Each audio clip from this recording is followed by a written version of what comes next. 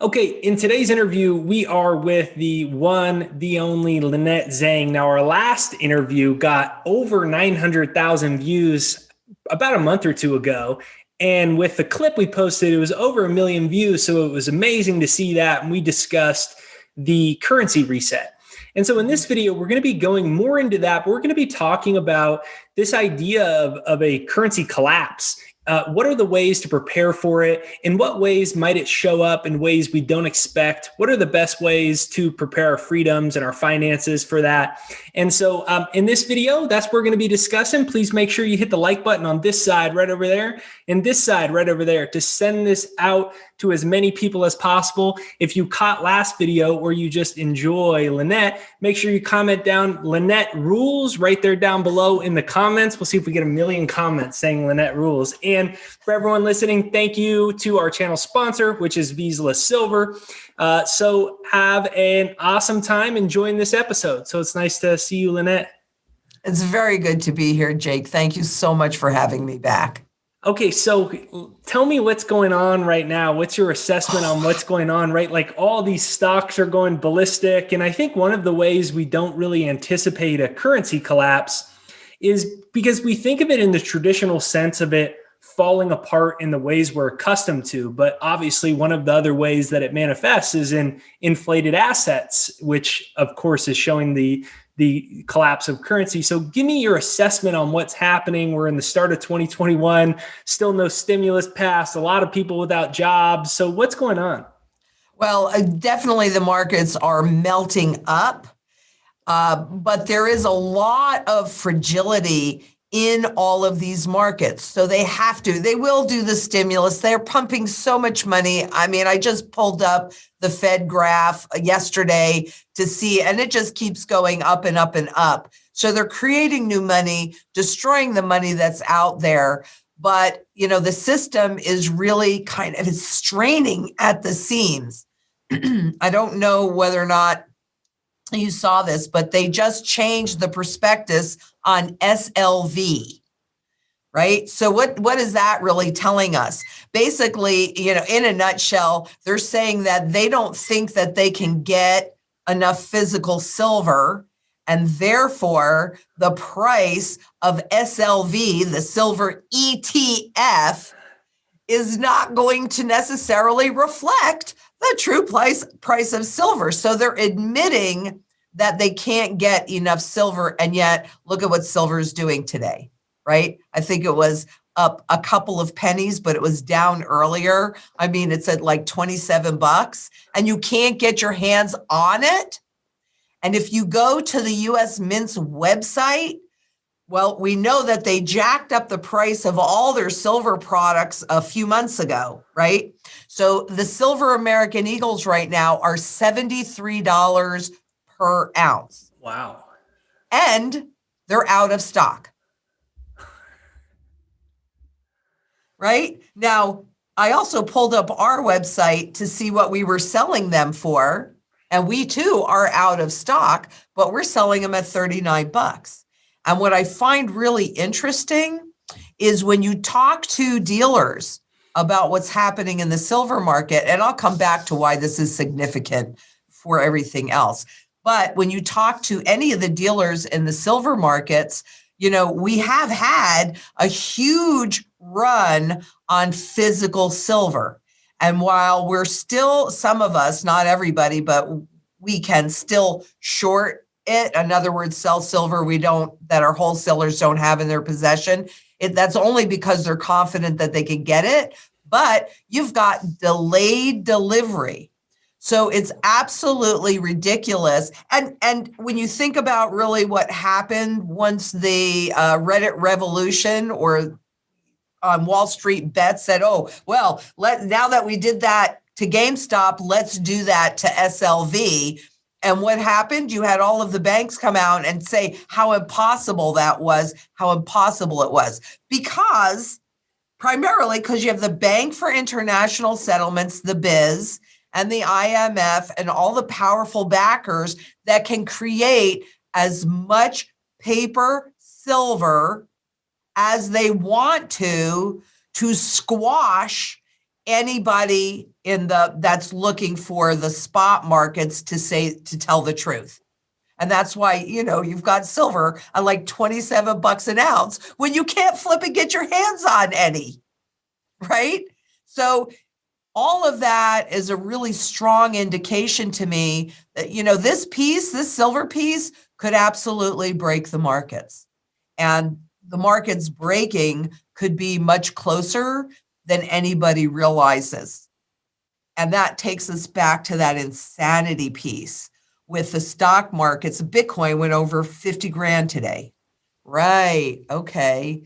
Because that's where they want us to go. They want us to feel comfortable in cryptos, in digital, like we don't need anything physical except we're physical. We need a physical shelter. We need physical food. We need physical water, right? But we're just going to live everywhere in the digital. And really, what I'm seeing is a breakdown of the system, even though the markets are melting up, and especially because actually the markets are melting up. That's what's happening. Yeah, sometimes people will say, well, look what's happening in the market. Everything's actually so great. And wow, some of my portfolio seems to really be moving. To me, I'm looking, I had a stock that was up 85% for part of today. And I was like, this is not good, I don't think. And so Right. Give me an idea of this kind of invisible crash, currency collapse kind of situation that we seem to be moving in, this idea of this invisible collapse. Well, number one, a great and easy recent example is what's happening in Venezuela. Because since 2012 through 2018, they had the best performing stock market on the planet. But their currency was also in hyperinflation. And so what the government and the central bankers are really counting on is that nominal confusion. Ooh, the stock market, hey, my stock went up 85%. Isn't that fabulous? But not really. It's really because of all of the excess fiat money that they are injecting into the system for free. Although now, I think that the Fed is going to quash the yields rising, but we're at 1.28 on the 10-year Treasury, and 1.5 is the typical yield for dividend yielding stocks, right?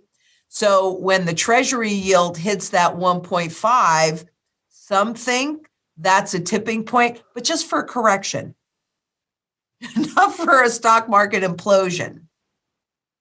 And I probably do actually agree with that, because what's going to happen is the Fed will just keep those presses going and just to the moon on a Lorna Doone, but $1 trillion times zero is zero. So if the stock market's worth $1 trillion, but the dollar has no value, $1 trillion times zero is zero. So do you expect this to continue, in the way that in order to kind of keep this control system afloat and to keep, you said nominal confusion, which is a beautiful way to describe it. It seems like to keep that happening, what needs to occur is people's houses need to keep going up. People's portfolios need to keep going up. And so people say, wow, this is, look, we recovered, everything's great.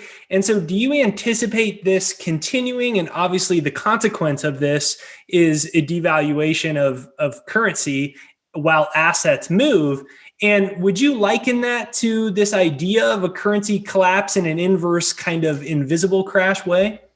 Absolutely. But let me give you one more piece in what you talked about, because this is a consumer-driven economy. And so all of those millions of people that are out of work are having trouble consuming. So bring in that universal basic income, not just this one-time $600 check or $1,500 check or $3,000, but a consistent monthly deposit into your FedNow account with digital dollars. And people go, look, there's a free lunch. except there's really no such thing as a free lunch. And so 100%, Jake, that is what we're experiencing in a rather pervasive way, is a complete market melt up. But the reality is things are only worth what they're really worth.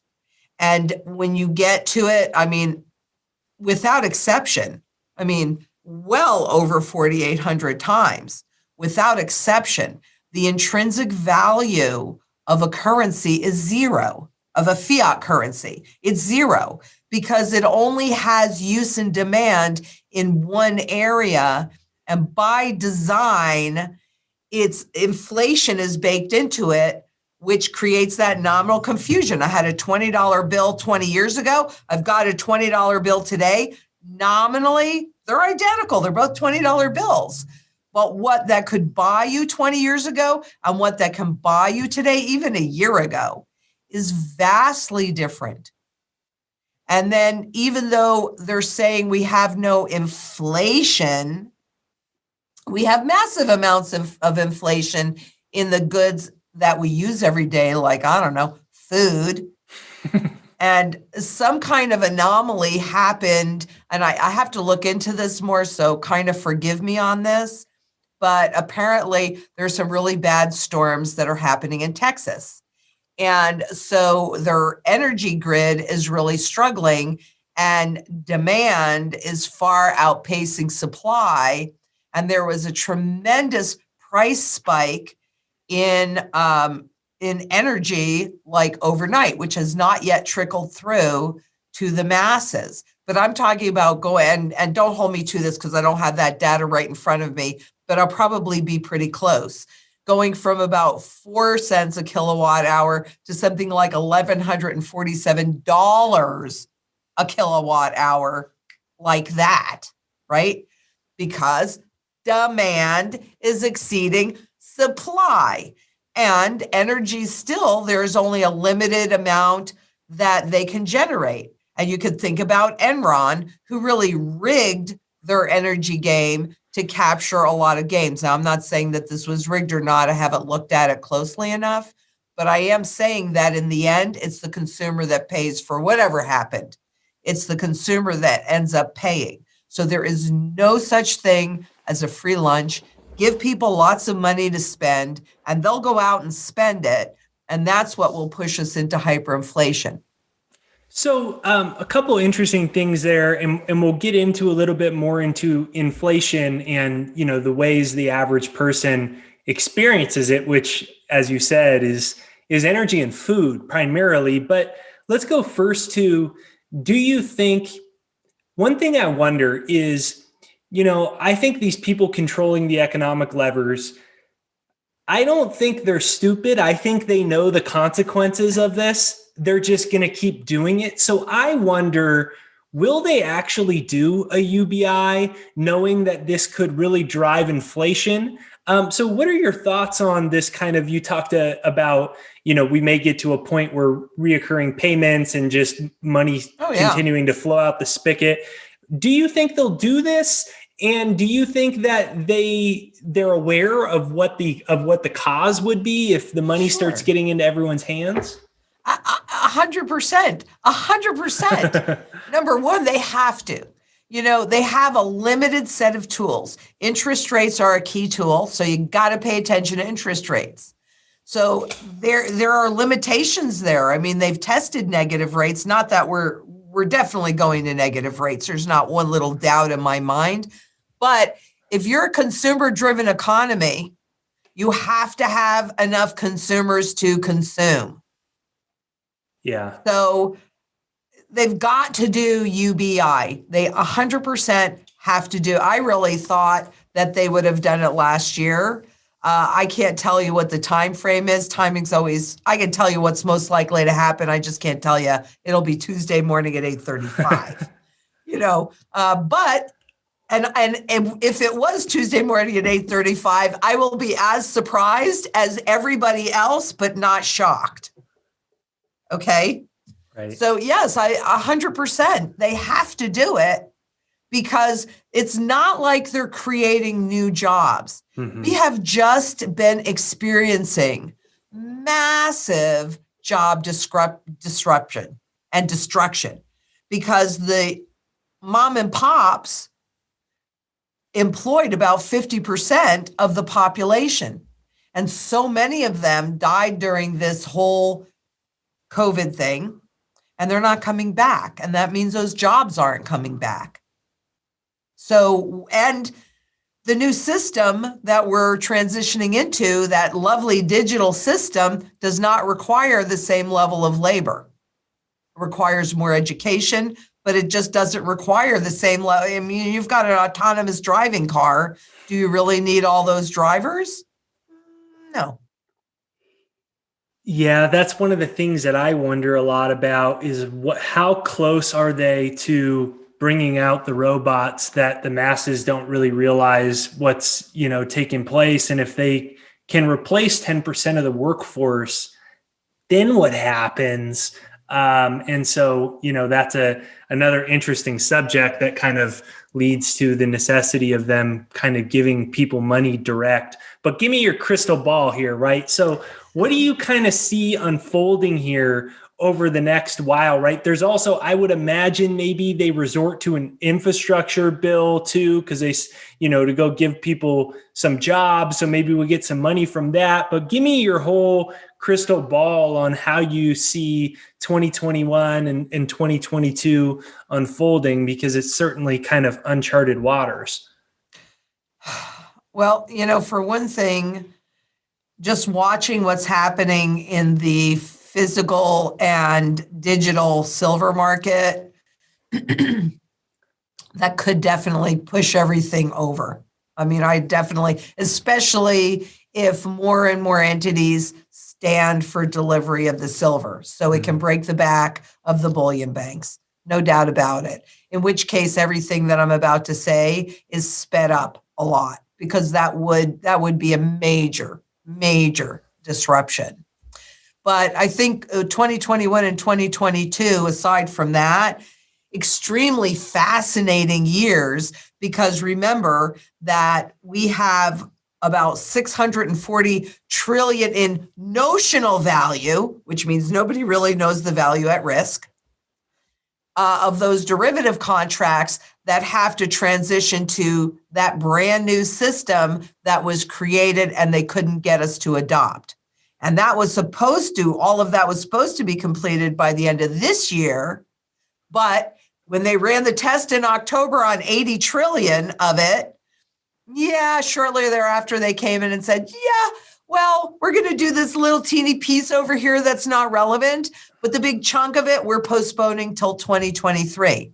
So that means that they have a lot of work to do this year, next year. Do I think they can do it? No, I do not. It's a big fat experiment. And as brilliant as some of those guys are, they're not stronger than Mother Nature. And the real key in here for timing is going to be on public confidence, which is one of the reasons why I think UBI will come in sooner than later, because that will keep the masses quiet.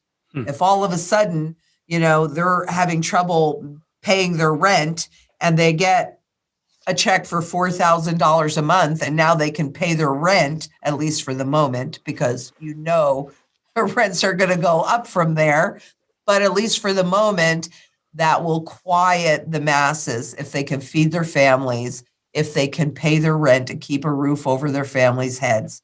But it won't last, and it won't work indefinitely, because that's when the hyperinflation will start. So I think, and it may have already begun. I can't tell you that, I'm not 100% there, because I'm looking at the monetary velocity, how quickly money changes hands, which is an indication of how confident that I'm going to have more money coming in. And so therefore, I'm more willing to go out and spend it on things. And it has had a recent spike, but it needs to be pervasive.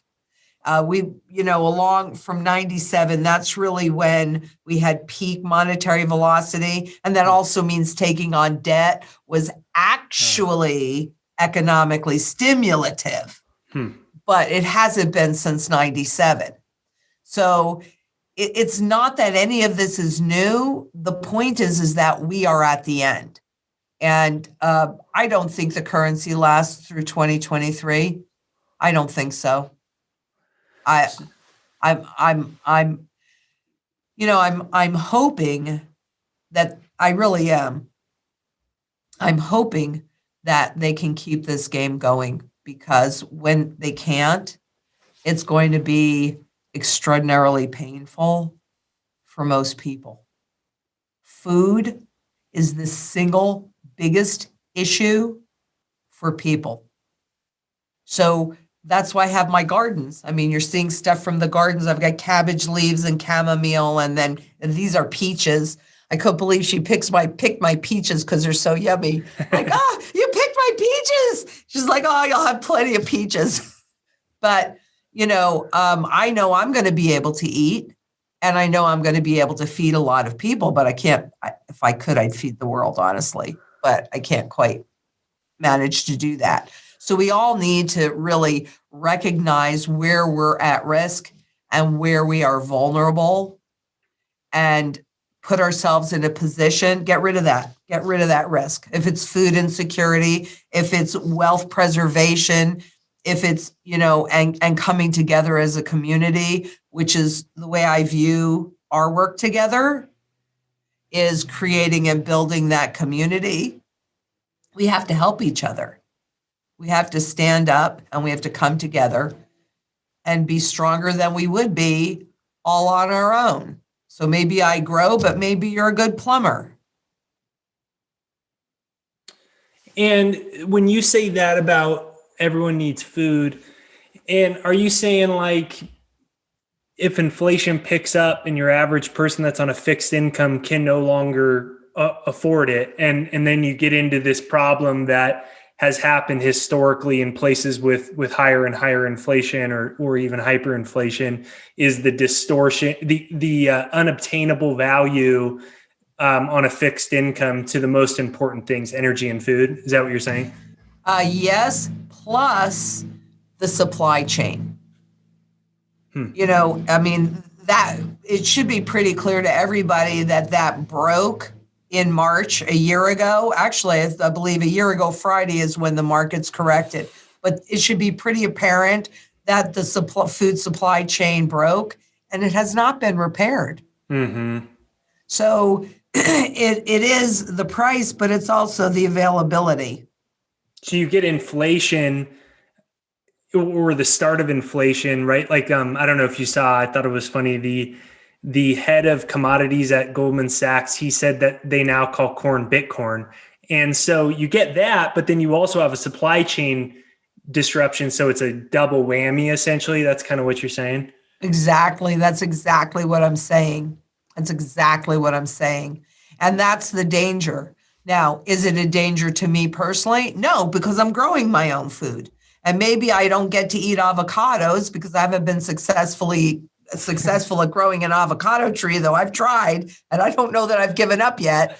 But, maybe I don't get to eat my avocados that I love, but I'll still have cabbage and lettuce and broccoli and, other things that I can eat, and fish, and, because I'm growing them. So not everybody can do that, but there is actually a way to do it regardless of the space that you have. And I think it's critically important for people to be prepared if they can't get their avocados. If they can't get that, okay, well, what else can I eat that I can create? So you've got to have food put back. 90% of the population in Venezuela is in abject poverty. I didn't say 100%, right? Right. 90%. I don't want to be in that 90%. Do you? No, I don't. I mean, I've got about a year's worth of just food on top of that at my wife's grandma's. We've got a couple greenhouses, and we don't even have to go to the store for vegetables. So it's been fun too. But, it's concerning, right? And there's a lot of people, I try to make this as much as possible, right? Because, right, it's a big subject, and it's a hard one to argue against. You can't print infinite of a currency. without without an invisible collapse of the currency. Let's say you never get the collapse in the stock market or the dollar or in real estate. That doesn't matter if your currency has to go to its intrinsic value of near zero to maintain steady asset prices. And out of that, it can be daunting, right? Where it's like, man, this is kind of big stuff. So let's talk about, you've talked about food. Let's talk about the primary ways and other ways that one can prepare right now. You said, 90% of people are in abject poverty in Venezuela, but 10% aren't. So what are the important ways that we can make sure that, maybe this, dare you say, unfortunately, that it works out great for us? I say, dare I say, because a lot of people get hurt in it, but what are the things? Well, it goes back to my mantra, and this is the piece that I've used over the years as I've been executing my personal strategy on this. It's food, water, energy, security, barterability, wealth preservation, community, and shelter. Because those are all of the things that we need to have a reasonable standard of living. So, for water, personally, I converted my swimming pool into a swimming pond. Now, I know in Colorado, you cannot gather rainwater. It's illegal to get, which blows my mind. But, it's illegal to gather rainwater. Well, okay, pool, don't accept the water. So I actually have put in 5 ponds around my property for rain catchment. And then I have a Berkey water filter so that I can drink out of any one of them, right? So, look at what you need. Shelter is obvious. You have to pick a place where you're going to make your last stand, and hopefully it has enough room for others, because there is, taking it to community level, there is strength in numbers, right? And we can come together to help and support each other. I've been keeping this on my desk because obviously I don't have my big holdings here, those all safely in the vault.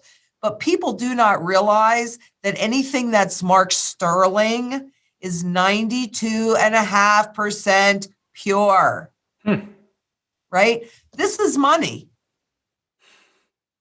It's really simple. Here are my sterling. So I bought these for $1. I remember I bought these for $1, right? These are my sterling silver chopsticks. I love them. Would I have a problem? And look at how nicely tarnished they are. Who cares? They can be bent. They can be broken. They can be tarnished and ugly. They're monetary. They're monetary at its base. Here's a little brush. Well, this is sterling, right? So you want to be able to have the ability to barter. Now, anything physical or any talent that you possess is barterable. And think of how much you could have gotten with toilet paper last year, right? Because everybody was really hungry for toilet paper. And there was a finite amount of it. It's physical. So anything is barterable. The difference between, say, toilet paper and this sterling silver little ladle is this is universal money.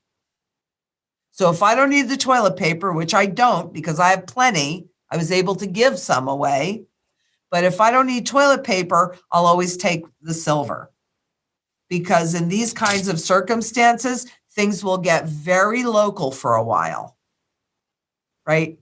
So, the barterability, I like to do it with silver, but you need to keep in mind anything physical, anything at all physical, any talents that you possess are barterable. Wealth preservation, we've got a lot of wealth that's held in 401ks, that's held in IRAs, that's held in pension plans, that's held in these crazy, insane markets.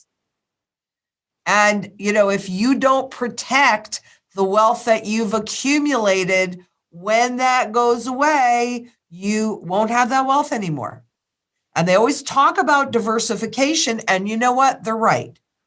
But people have been taught to think of diversification. Well, if I have a bunch of different stocks, or if I have stocks and bonds, Or if I have mutual funds and ETFs and stocks and bonds, that's diversified. No, that's not diversified. They're all in fiat assets. They're all fiat assets, rather. They're all dollar-based assets. So you have all of your wealth in one basket. And central banks telling you they want more inflation are really telling you that the dollar is overvalued, and they are doing their best to take it down. So a properly diversified portfolio has the right amount for wealth preservation. I use gold. Gold. So, thank you. Gold. Exactly, because that's monetary at its base, Yeah, Jay. this actually is 24 karat. Actually, I got it because of that. I just thought it was cool. Sweet. That's very nice and very soft. Lovely. I love that. A lot of the Indian gold is 22 and 24 karat. It's gorgeous, very soft. You have to be careful with it. Yeah. But yeah, exactly. It's monetary at its base. So I like gold for wealth preservation because it is easier to carry a lot of wealth in a teeny little package, right? Mm-hmm. So a properly diversified portfolio, you got to have those tangibles in there or you're really in trouble. So let's see, food, water, energy. What's your energy source? I've put solar on this house. It hasn't worked very well, so I've got to redo it. However, there's propane. There's a lot of different ways. There are small little solar cells because you want to be able to keep your refrigerator, your freezer running if we get these intermittent blackouts or brownouts or, the energy grid goes down for some reason. You need to have a way to cook some food, have a way to, keep your refrigerators and your freezers running, maybe run a light or two. In Arizona at 122, you probably want to have at least a couple minutes of air conditioning or a fan or, so there are a number of different ways that you can do that at all different, and that's the thing, all different price points. Yeah. Right? People just assume that they can't afford it when in reality, you don't have to do everything all at once. I mean, I did all of this in layers. Right? Then I'd sit there and I'd say, okay, where am I the most vulnerable? Now let me plug that hole. Doesn't mean I had to do everything in that area. Like, for example, when I first bought this property, I have double doors in the back. And, they seemed kind of flimsy to me that anybody could just walk in, go boom, one big kick, and they're in my house. So actually, the first thing I did was I put in security doors there. Now that can't happen. Then I don't have to worry about it anymore because it's done. And I said, okay, now where do I feel the most vulnerable?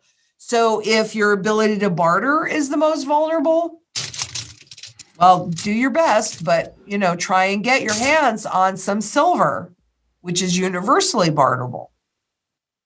And I mean, I think that's the way that you look at it, is community. Maybe you're not a gardener, but I'll bet you there's a community garden somewhere near you that you can start to participate in. Then you're also building a community because these are like-minded people that can come together in a crisis and, protect each other and help each other and stand together. So did I cover all of it? Beautiful. Yeah, it's well said, and it's one of the things that does concern me is the electrical grid. I watched a documentary on it. It's called Black Start by a brilliant woman. And she does a documentary on the American electric grid.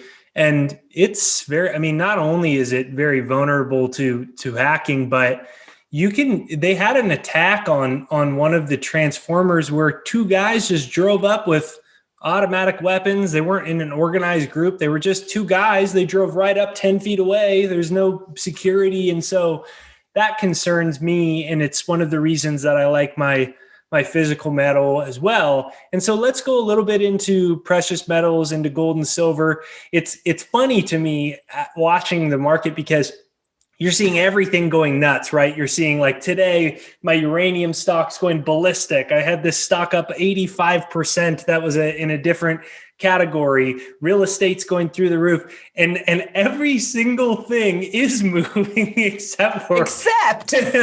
And so you look at it and it's kind of funny if you understand it, because you go, they're trying to keep one cat in the bag basically at this point. So give me, you have a company, ITM trading, websites down below. You also are in the bullion business as well. Give us an idea of what the market's looking right now and what you anticipate from the market. You said SLV changed their prospectus, and most places don't have any metal at all. And right. So what's going on there, and what do you anticipate? Well, I actually do anticipate a short-term surge because availability is really, really challenging on silver right now. I think there's a 3-week delayed delivery. You will get it, but you're just going to have to wait for it, unless you want these big, huge, unwieldy bars, which are kind of challenging to barter with. So you kind of want the smaller pieces. That doesn't mean you shouldn't get it, and it doesn't mean that the premiums are not going up, because it's the real physical market. And, we've been trained to look at that spot market and go, oh, well, that's how much that should be worth. And that's not really true. So I think it's a gift. I think it's a huge gift in both gold and silver. If you're working with somebody that can actually lock it in for you, get it. Regardless of the price, the current nominal price in there, number one, the suppression, and then you'll go to try and buy a piece of even bullion gold, which I don't personally buy bullion gold because of confiscation reasons. However, I can't guarantee whether they'll do that or they won't do that. I like to be, Jake, I always ask myself this question: what if I'm right? What if I'm wrong? And if I can do something that really doesn't matter whether I'm right or wrong, that's the choice I make, because then I don't have to worry about it. But, you're going to be paying premiums because the physical gold and silver market is the real market underneath it. And there is a finite amount of it. And once that's going off the market, like all the people buying silver, but look at all the central bankers buying gold, right? So when these metals come off the market, they're not coming on so fast. I'm not putting my metals back on the market, right? So it's that scarcity factor. The true flight to safety asset is always gold and silver, because it has the most functionality of any asset or any instrument out there, since it is used across the entire spectrum of the global economy. So it's used in medicine, it's used in food, it's used in jewelry, it's used in the financial system, it's used in manufacturing. This is true for both gold and silver. And they have never been able to duplicate the properties of gold and silver. So you can't do without them, which means that there is 100% of the time, there is always a base of buyer, and it's the broadest base of buyer. So I think that we could well be coming to a time, and that's the whole point of the silver and the SLV changing their prospectus and admitting that they're not going to be able to get their hands on silver, and yet silver is $27 an ounce. I mean, seriously, it's a joke, but I believe JP Morgan, who is the custodian of SLV, I believe their stock made a new high today, all-time high today. Woohoo! But that's why I said the silver, what's going on in the silver market could absolutely break the bullion banks back and cause this whole house of cards to come tumbling down. You want to be in it as much as you can beforehand. And I'll also give you guys a little tip. because you can see I don't have coins in here, right? I mean, I got all these things at, mostly yard sales and what have you. But people don't realize what's happening, really. And so if there is like an antique mall or something like that near you, and you call them up and say, hey, who do you have that's there today or deals in silver or jewelry or things like that? And then you go and talk to them and offer them more than they would get for melt, and you'll take all their broken pieces. Rock and roll hoochie coo, right? It's a great way to buy it. And I've done it. Now, obviously, I'm with ITM Trading. And so the lion's share of what I have is through them because coins are more recognizable. However, if you can't get your hands on them, or even if you can, there's nothing wrong with having a whole bunch of junk silver like this. Nothing wrong with it at all. So then, one of the things that and as this has become more blatant, I say the only time the paper price of silver or gold matters is really for the sake of a mining stock. They move in accordance to that. But the price of silver is a totally different metric that, you can't as easily distinguish. But one of the things about this price going down while supply going down, that's interesting. Right. And demand going up. Yeah, Let us not forget that demand. Yeah. And one of the things that is interesting about it is that it's given China the opportunity to really clean house on a lot of commodities, not just gold and silver, but especially gold and silver, really clean house. And then it's when the price is down, you get this weird thing where they short the paper market, but then they're long the physical market, all these big banks. So it becomes a great aid for these centralized powers to short the market, get everyone out of it, but accumulate the physical.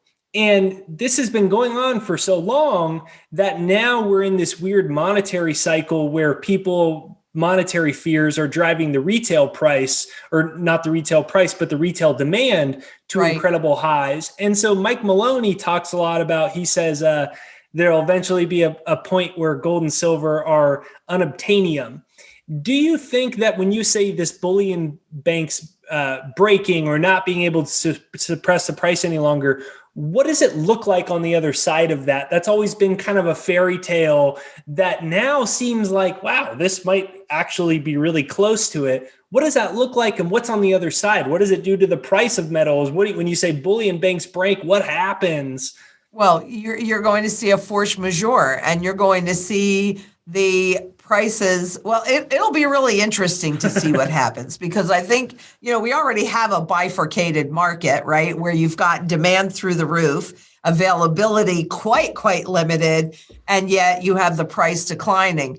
So we could still see those contracts pushing down the visible price that we see at the same time that you have to pay if you can get it, a huge premium on there, and a very disorderly market.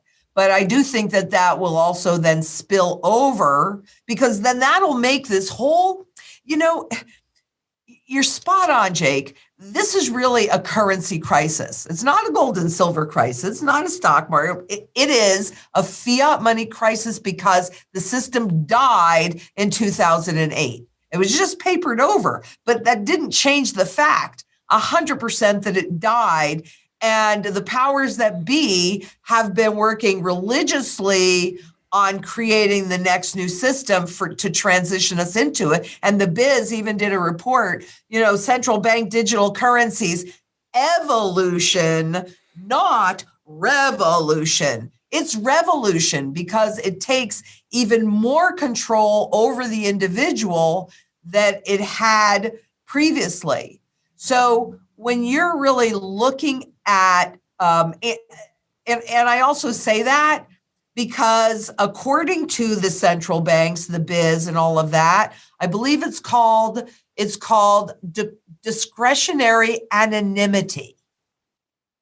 So in other words, once you're in those digital currencies, they can choose who they're looking at or who they're not going to look at. And I don't think that who they're not going to look at is not you and me. They'll be watching us like a hawk, easy algorithms to go in there. And so very disorderly, a tremendous amount of depopulation. I'm sorry. I'm so sorry about that. I really am, because it's so not necessary.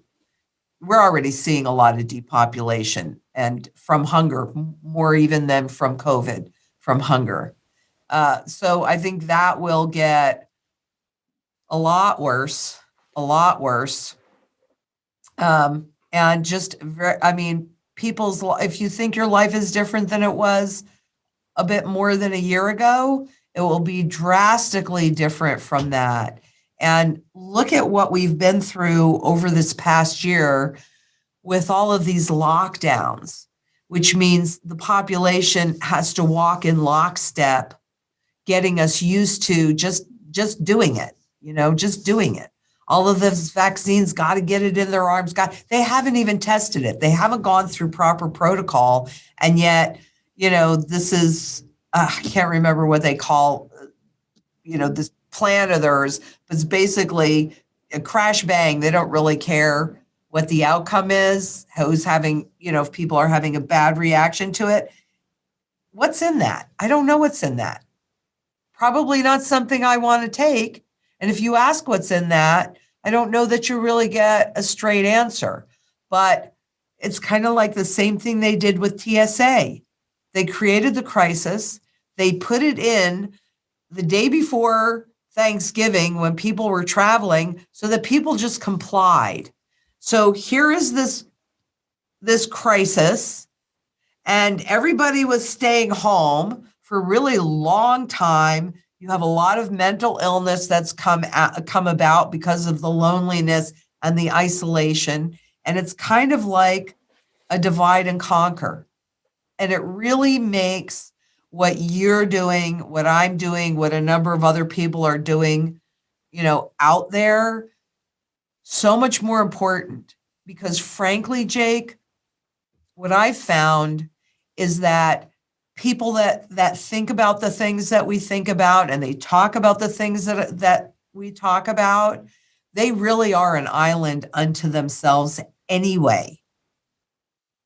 And now you layer what's going on and with the coronavirus on top of that, what we're doing by building community is probably, honestly, the single most important thing that we can do is, reach out and say, we're here and we see the same thing that you see.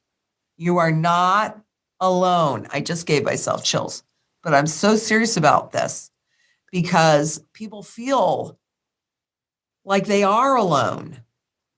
So reach out to your community and make a choice not to be alone.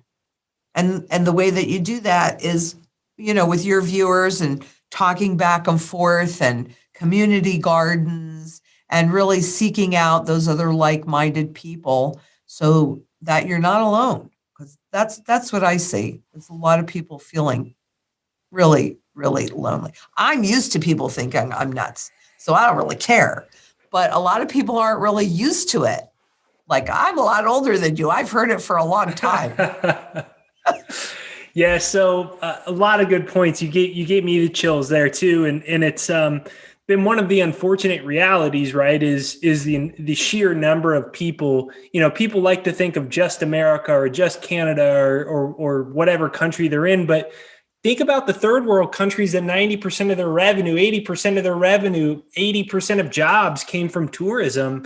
How bad and how borderline starving a great percentage is. And then you've got record suicide levels. I know, through acquaintances, a handful of people that have committed suicide this year. And, I liken this to, you said this is divide and conquer. you have to emotionally and spiritually demoralize people in order to take total control of them. And so I liken this to a spiritual war. And as this has developed more and more, and I've seen the responses, because I really made this new channel for fun. I had no idea it was going to blow up. I got my main channel and everything, but this was for side. But seeing the response, we can see, bringing people like yourself on, it speaks to people's heart, people's soul. They feel prepared, and hopefully they don't leave demoralized. They leave feeling there's other people like me. There's things I can do, start my business, grow my garden, take care of my health, my family, whatever it is. And so I think one of the things that people like a lot about you, and that I know I like a lot about you, is you're very courageous. And you said you've been doing this for a long time. You aren't afraid to say what you think. And even if that could have negative repercussions, you're very courageous. And I think there's a lot of people right now that maybe they've realized, man, I need to start a business. Man, I need to get my finances together, my health together, my family together. There's things that I could be doing to ensure my freedom, but they're daunted by it all. And could you talk a little bit to some of your philosophies or mindsets behind, like, how is it that you're able to show up with the courage you do and get the things done and accomplish the things? Because I feel like this is just as important as the metals or the foods, because Absolutely. we need to, maybe pick even ourselves more. up. Maybe even more. Yeah, maybe even more. It's really interesting to me that you would call me courageous, because that's not ever, I don't really think of myself as being courageous. I have been groomed for this moment in time. No doubt about it. And I know it may seem a little woo-woo, but I've always been very guided, like since I was 4 years old, I can't believe I'm saying this on air, but because I don't really talk about this, but it's what I was put on this planet to do, Jake. It's not like I really had a choice, if that makes any sense. Huh. The pathways, nobody lives a life unscathed, right? But we have to go through these things in order to, forge it in fire, right? So I don't think of myself as courageous at all. It's kind of interesting that you would say that. I had one other time when people would say, wow, you're so courageous. Do you think it's because you have a sense of purpose that it doesn't feel like you're exercising courage? You're just doing the thing because you said, I feel like I've been guided to this place. So you said it's basically like a sense of meaning and purpose. And do you think that that's an important component that all of us should be looking at? What are some missions or reasons that I'm here, and how can I devote my energy into that? Well, yes, because if you don't know why you're here, wow. Okay. See, look, you're bringing this out. There was a period in my life where I was actually the only time in my life where I lost my faith. And I'm not religious. I'm very spiritual. I'm not religious, but I lost my faith. And so actually there was a 3-year period where I was suicidal.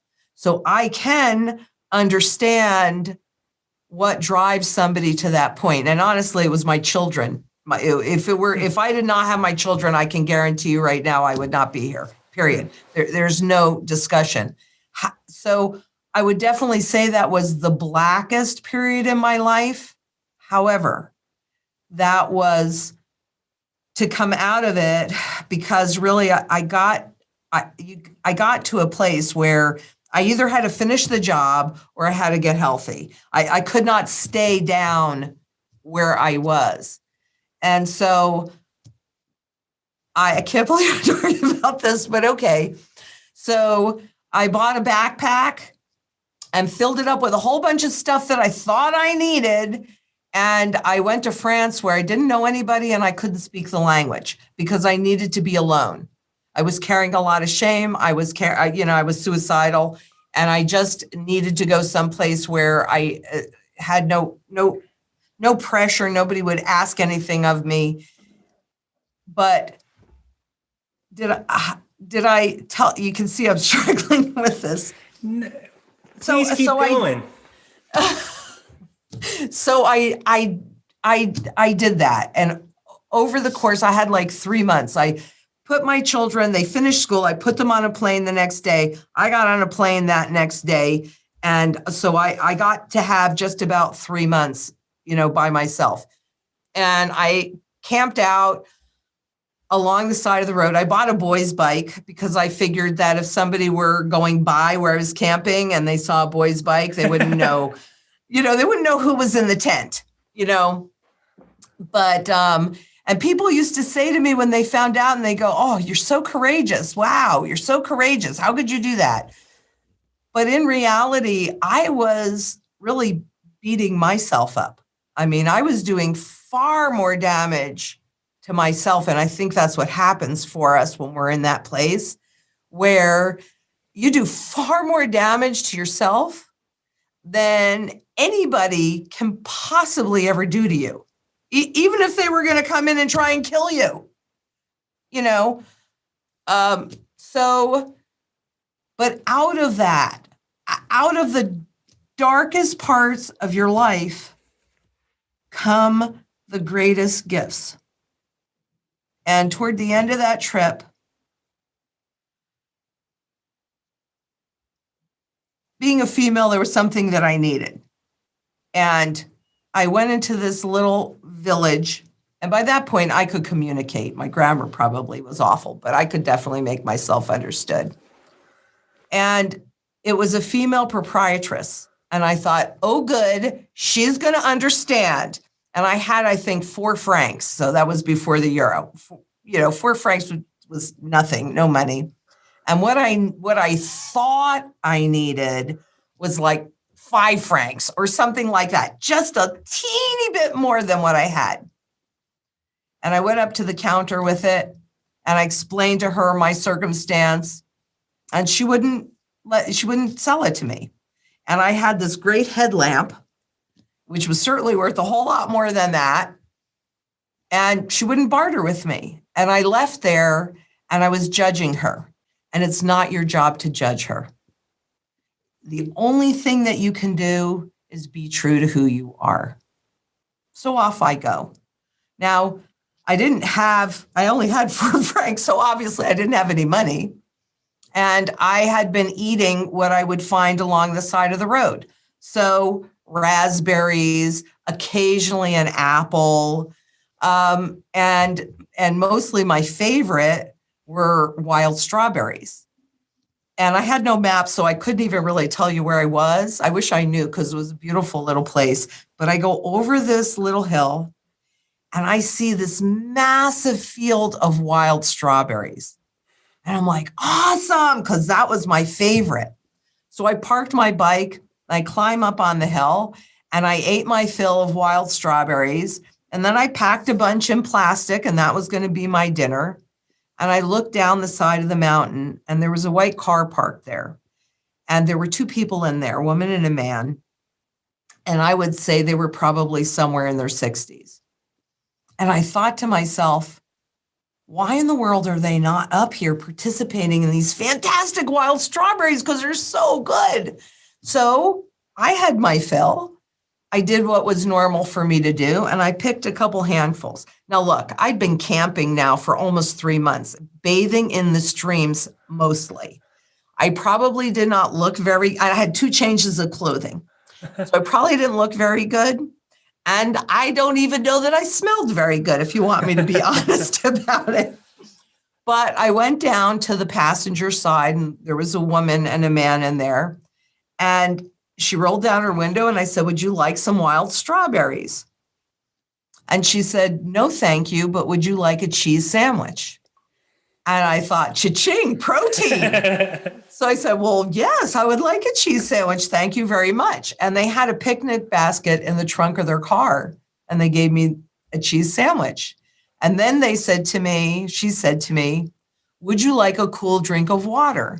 Well, I had, a couple little plastic water bottles that I would fill up in the artesian wells as I would go through the little villages, and it would get warm. And I said, "Well, yes, I would like a cool drink of water. Thank you." And they gave me that. And then she said to me, "Would you like an apricot?" And you never found apricots on the side of the road unless they were as a fruit stand, and I sure couldn't afford them.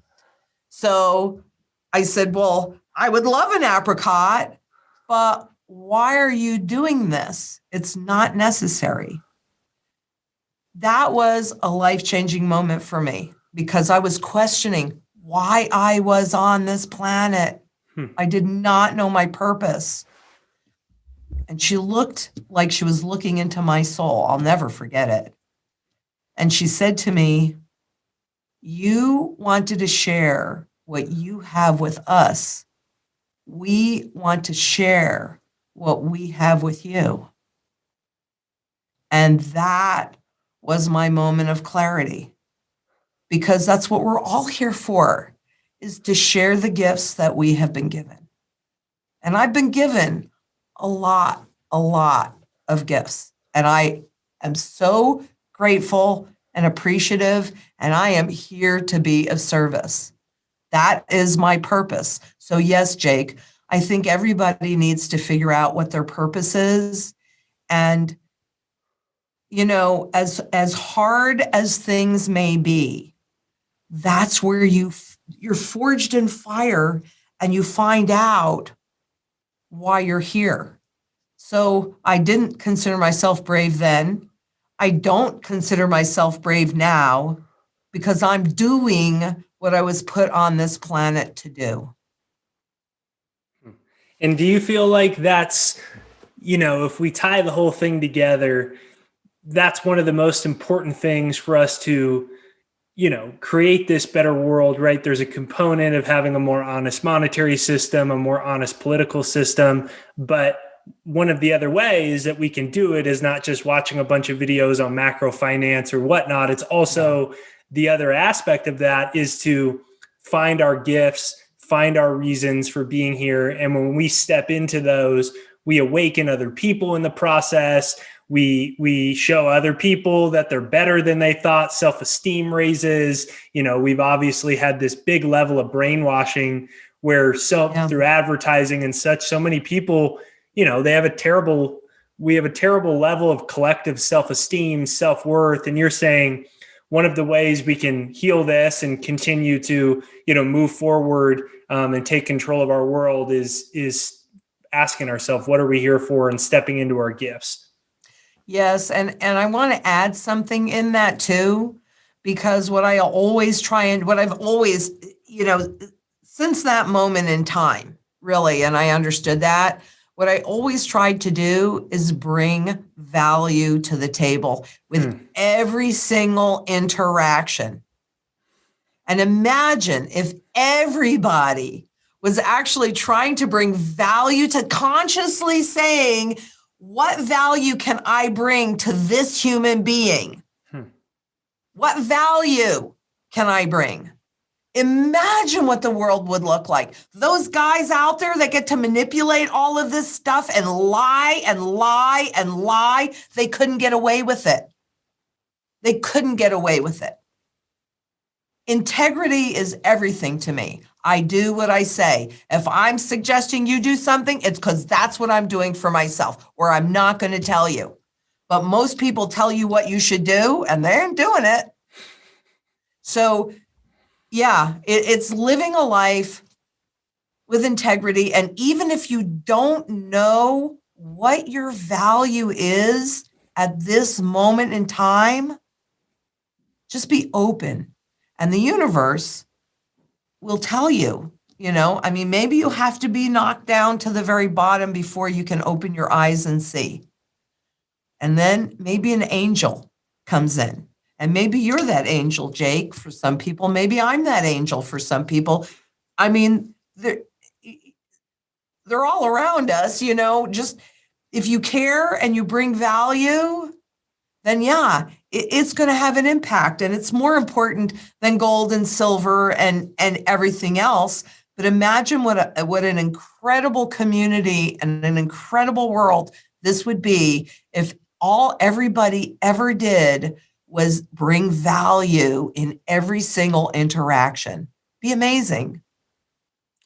Beautiful. I love that. And then it's wow, like, Jake, I can't believe I love to hear that. Thank you for sharing all that. I try to make these, as casual and real. So far you and, the famous Jim Rogers, obviously one of the most famous commodity investors in the world. He also shared a story of being suicidal in his life. And, these are the things that, we need to, I think, open up to, because there's this spiritual war, right? There's this emotional war taking place. And when we can hear a story like yours from someone that, gets millions of views on the internet, and someone thinks, oh man, she's my inspiration. And then they hear this one part that resonates with their life. And then boom, they go, man, I can do it. I can start that business. I can build that thing. I can help my community. And they get this newfound level of depth of what they're capable of.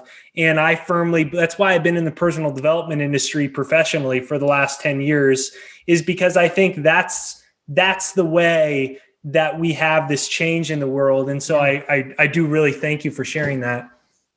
Well, you did a really good job. You're the only one that pulled all that out of me. All right. That's a good deal. So this was just a beautiful way to kind of wrap up. I mean, I'd love to talk to you for 10 hours, but I thought that was super powerful and some great, tangible, actionable steps. There's a lot of times people watch these types of videos on what's happening in the world and it's overwhelming. And this is a way for us to kind of integrate that all. So give us some final takeaways on your kind of conclusive thoughts on what we discussed here, on what we could do when we feel inspired after this video here. Well, I think we can all, the greatest gift is working with yourself. But what I think is actually pretty reasonable for people to do is that food, water, energy security, barterability, wealth preservation, community, and shelter. This is what we really need to be working on, and don't be daunted by it. How do you eat an elephant? One bite at a time. But you need to get started eating that elephant if you haven't, because it's close. I mean, I can't tell you exactly when, but look at the insanity. It's there. So get protected, come together in community, help each other. So maybe you have this, maybe somebody else has that.